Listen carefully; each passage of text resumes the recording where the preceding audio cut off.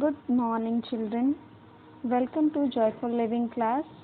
Today we are going to start chapter number 2, You Surprise Me.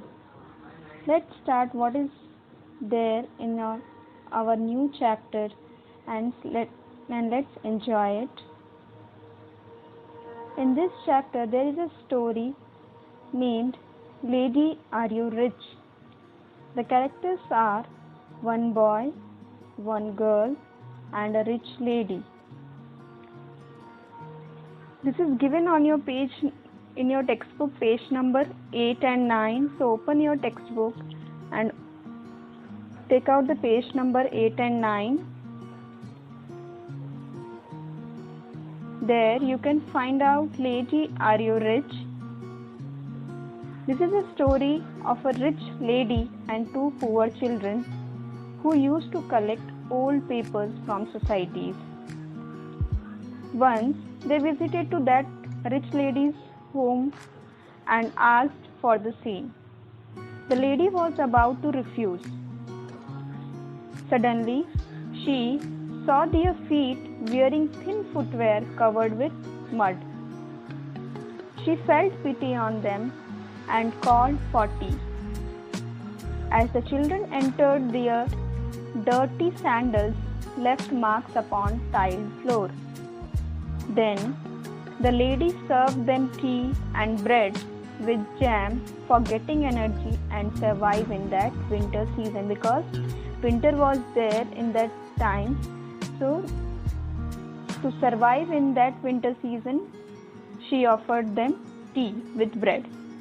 After having tea and looking onto the condition of house, the boy asked in flat voice, Lady, are you rich? Immediately the lady replied, Am I rich? Oh no, just after looking onto her shabby curtains. Then here you can say the real story begins. The girl who accompanied that boy in very soft voice said that your cups matches with your saucer. This sentence only she said, and then they left. This sentence struck on that lady's mind, and gradually that lady realized that she is much richer than them, as she is having a husband with good steady job. So she is having money from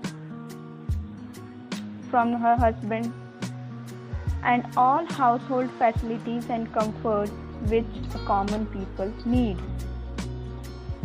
The lady understood and appreciated her riches because of the poor children's question. The children's question brought a great surprise to her, because as before their questions, the lady was not knowing that she was rich, and she is much richer as compared to many of the people surrounding her. She was thinking that she is a poor fellow, she is not having much property or all, and she is not having the comfort at home. But after those children's question, this brought a great surprise to her. Similarly, God surprises us by His presence in persons, in nature, and in every situation of our life. We should embrace all equally. God is present in them all. We shouldn't pass Him by. So from this story, we learned that we should be grateful to the God whatever He has given to us. And based on this story, after that a moral, or you can say a beautiful quote is written there. I complained because I had no shoes until I met a man who had no feet. There is this you can say about any person or any child who is complaining that she is not having shoes. She is having other things like she is having proper hands and feet and also sandals and slippers and all. But she is not having only shoes. So she was complaining to God that I am not having shoes until I met a man who had no feet. That means there are persons who are not having feet also. So how they will walk, and that is the main problem they are having. And what to ask about sandals, shoes and all. So whatever we are having, we should be grateful to God that He has given us such a beautiful body and all our body parts safely and properly. So we should be grateful to God.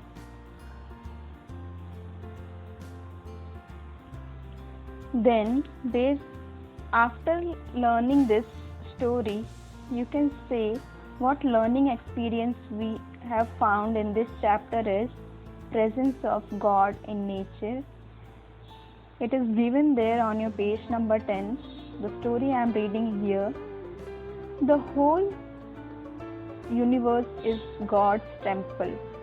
It is charged with His power and splendor. He dwells in it. As you walk to school and back home, nature surrounds you. The presence of God surrounds you because God is there in that nature, because that nature is created by God, and in every living organism God is there. So God is surrounding you. God's creation is a work of beauty and grandeur. It reflects His glory. Its interdependence makes you look at it with awe and reverence. It speaks to you, imparts to you a message.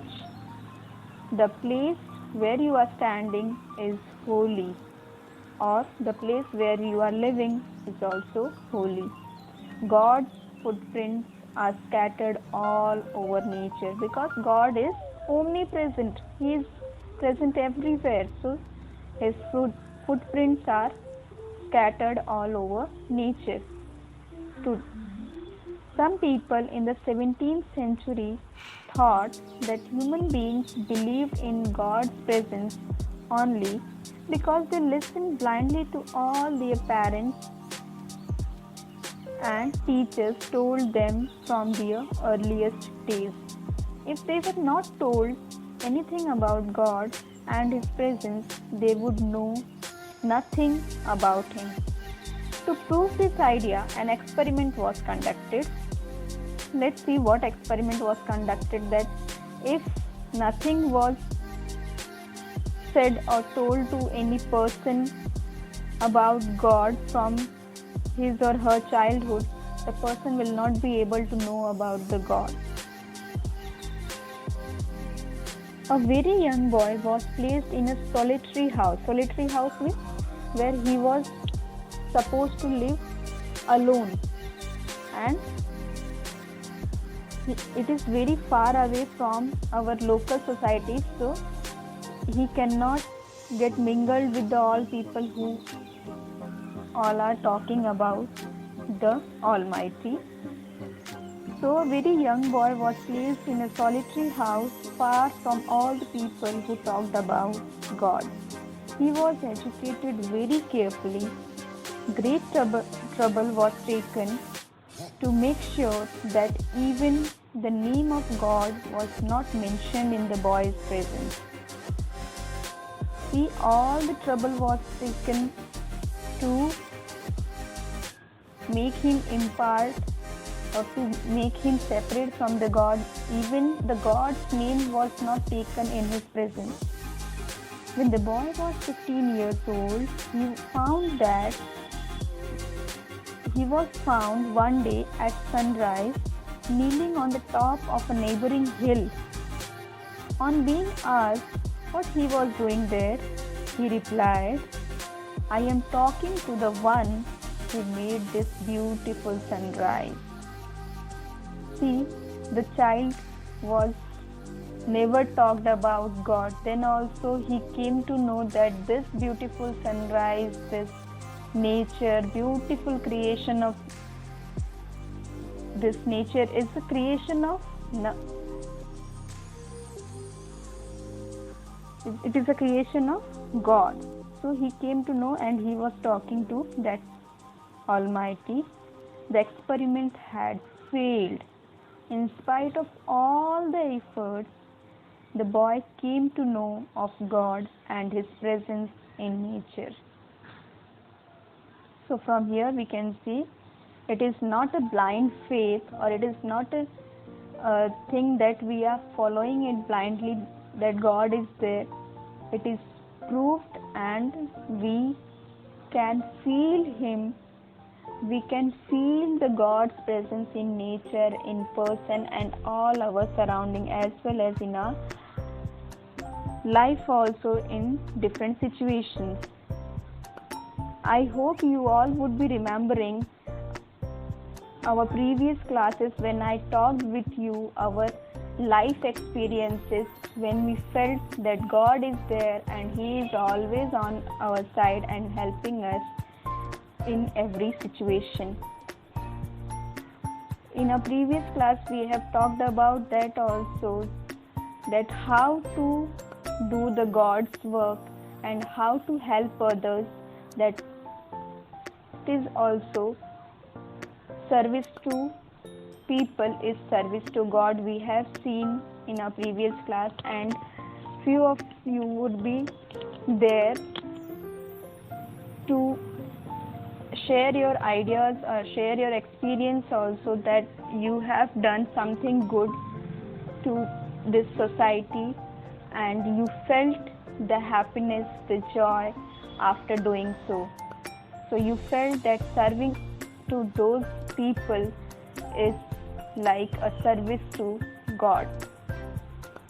So we can say the hand of the divine is seen in everything around us, and He is present in everything that He has created.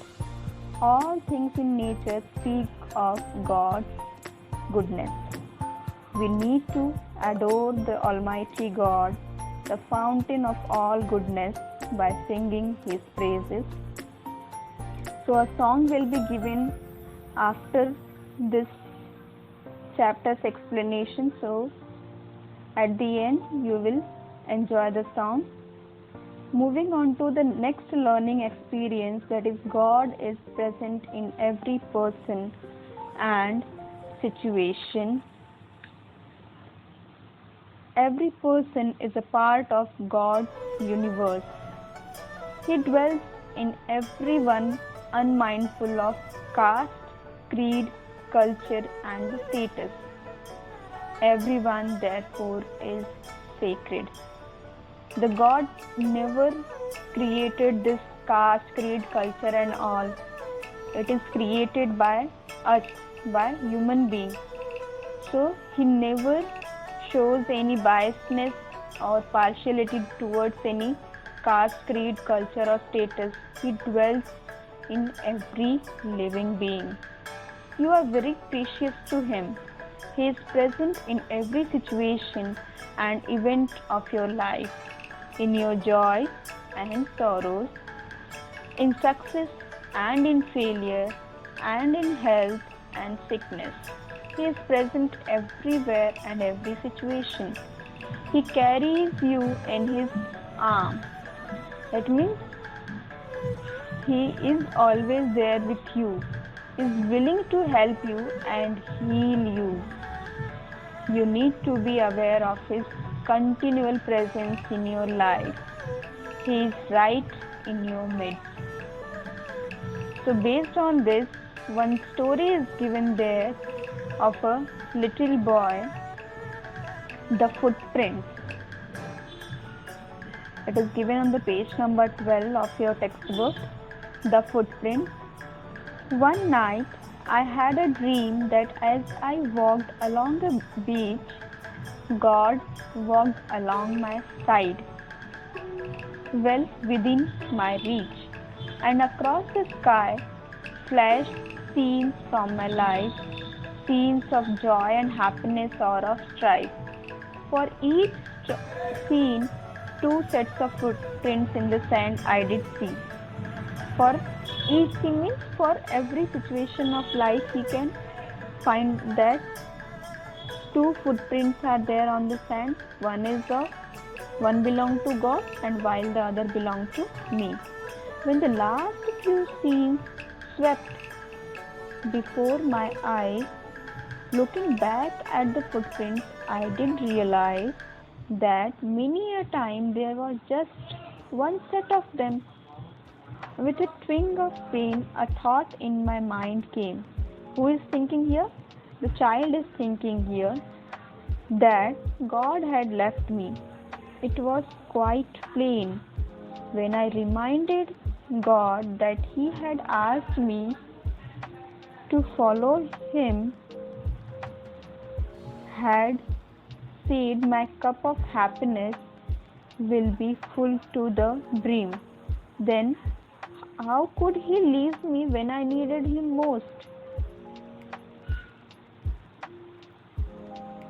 When He knew without Him I would be lost, God watched me in silence and let me speak of my deepest hurt and my moments bleak.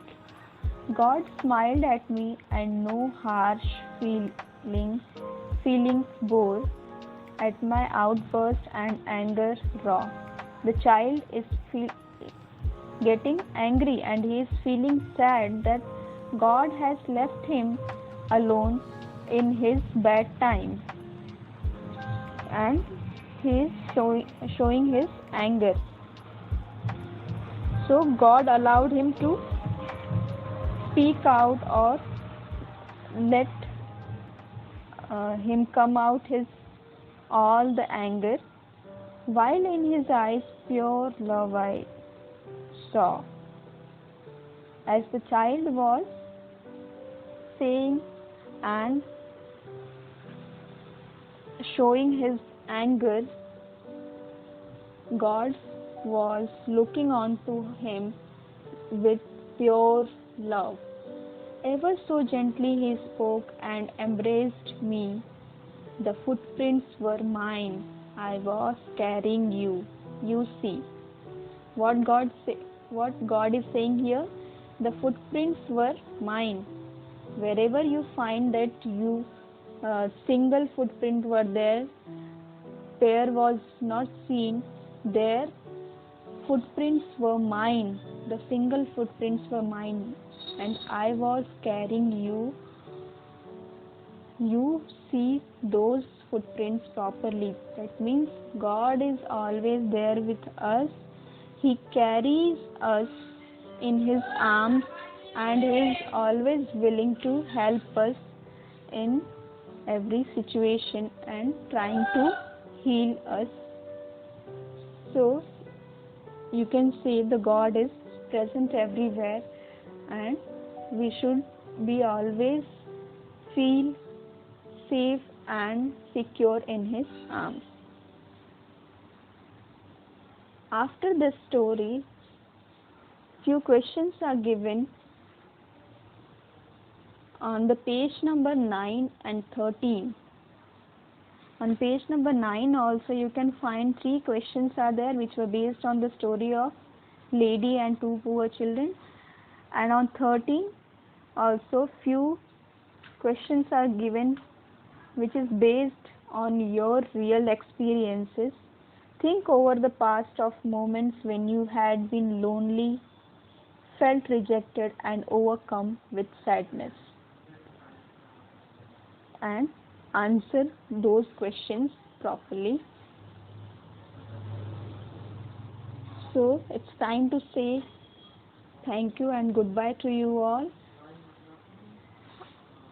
After this I am giving you the song. Enjoy the song, and I wish that you by heart this song Whenever we'll meet, we'll sing together in a class. Thank you. Stay healthy and live joyfully, children. Bye bye.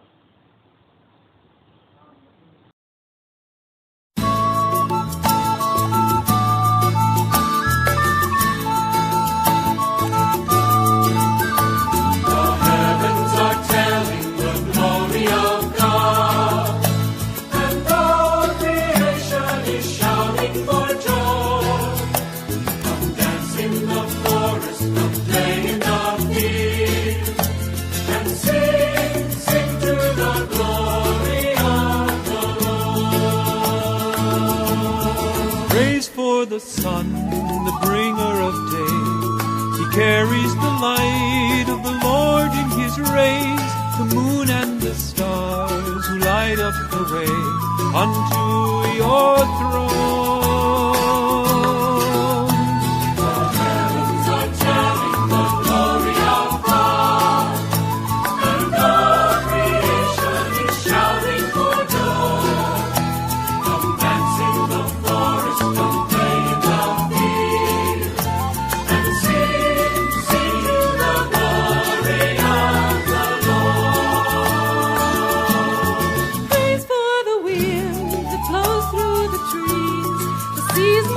storms, the gentlest breeze, they blow where they will, they blow where they please, to please the Lord.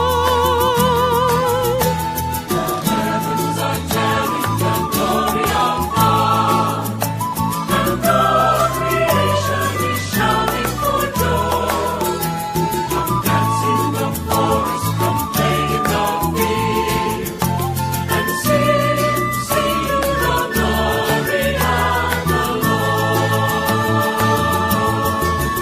For the rain that waters our fields and blesses our crops, so all the earth yields. From death unto life, her mystery revealed, springs forth in joy. The heavens are telling the glory of God, and all creation is shouting for joy. Come dance in the forest,